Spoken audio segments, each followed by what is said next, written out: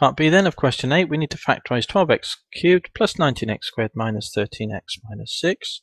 K was 19, so this is identical to what we have above. We know that x plus 2 is a factor, so we can note that one before we do and then do our division, yeah? So here, x plus 2 is a factor, so we can divide it in, can't we? So x plus 2, and let's divide it into 12x cubed plus 19x squared minus 13x minus 6. So let's divide it in and see how many times it goes. Look at this, how many times does this go into this big thing?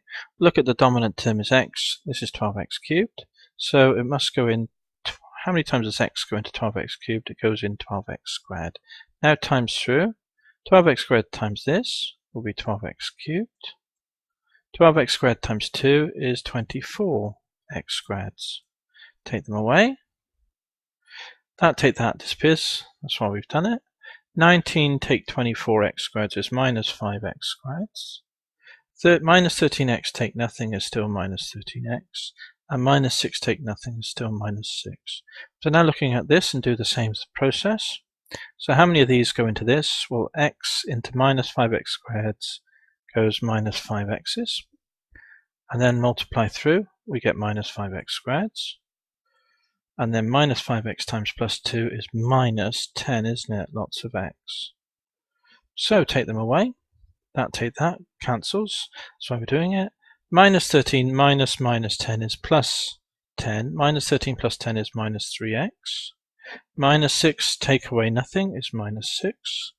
Now we turn our attention to how many times does this go into this, and we can see that it goes in, the x goes into minus 3x minus 3 number of times. Multiply through then, that's minus 3x, and then minus 3 times plus 2, minus times the plus is a minus, 3 2s are 6, so we end up with 0, isn't it?